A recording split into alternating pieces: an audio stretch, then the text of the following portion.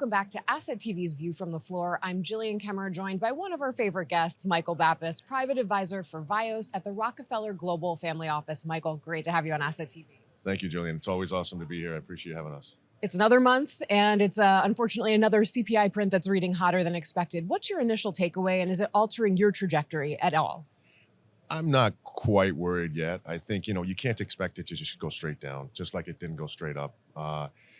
Earnings are going to be crucial. Let's see what happens Friday. The banks start coming out. All these companies are starting to report for the second quarter, or from the first quarter in the second quarter. Let's see how that shapes up. If earnings are good, if employment stays good, if the consumer confidence stays good, I think this is just maybe a little blip in the radar. If the trend continues, I think that would be more concerning. But at this point, it's just one print. We don't need to panic yet. Okay, so no panicking. But can you envision a world where 3% is the new set point?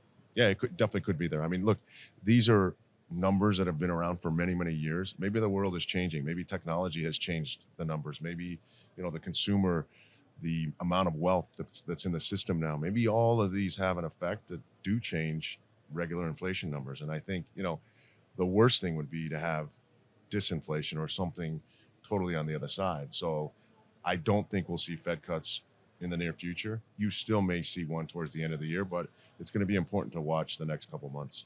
Another major headline that got a little bit less airtime but is equally important is that Fitch downgraded China's outlook to negative today. What are you thinking about in terms of geographical diversification right now? And are you worried about China contagion? Look, anytime a major country like that gets downgraded, there is a concern there.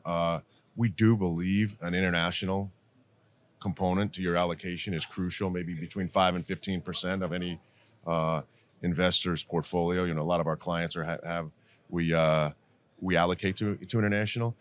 We definitely should keep an eye on it. At the same time, I think there are other countries that are growing rapidly that might be a better place for investment in internationally, non-US. Well, whether we're looking abroad or we're looking here at home, what are some of the things that you like right now, or even some of the markets or locations? Yeah, what's interesting is as much as the markets have moved recently, a lot of names haven't moved. There was a few, 5, 10, 15% of the names have driven this market to the point where it is. Again, earnings are crucial coming out. There are a lot of companies with value out there. Any sector that's a value sector, I think really hasn't moved a lot. The growth has just driven these markets higher. Technology, obviously, is something that's going to be here for a long time. So we always, keep an eye on the technology sector. I just think overall, the allocation is so important to have the right allocation and diversification in anyone's portfolio. That's the key. Equities, fixed income, and then obviously we're a big proponent of alternative investments, non-correlated to anything from the public markets. We've had a lot of geopolitical volatility, but markets really haven't blinked. But of course, this is a U.S. election year. Do you envision yourself, on behalf of your clients, positioning more defensively as we get closer to November?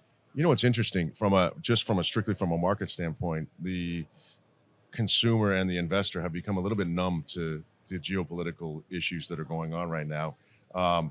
And so I do believe there's going to be volatility, but come November, someone's going to be president again. The election is going to happen and we'll be past it. And, maybe short term, the volatility is there, but from a long-term perspective, it's just another election in the U.S. market cycle. Now, it wouldn't be a conversation between the two of us if we didn't talk about sports. Obviously, advising athletes is a big part of your business. We just had Jerome Junkyard Dog Williams on Asset TV last week, and he was talking a lot about NIL and the number of opportunities for some of these young athletes. I mean, you were a college athlete. I was, so was he. It's almost unfathomable to think about the money that's now coming into these very young people's hands. So I'm wondering, from an advisory perspective, what are some of the challenges there, and what are you seeing? You bring up a great point. I mean, let's start with the fact that there is so much money that's inflowing, number one. The second part of it is nobody understands it.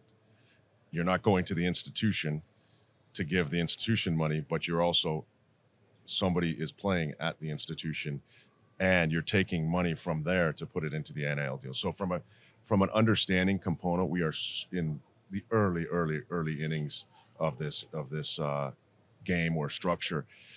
What we try to help the athletes with is a lot of them, the first thing we start with is personal balance sheet, personal income statement.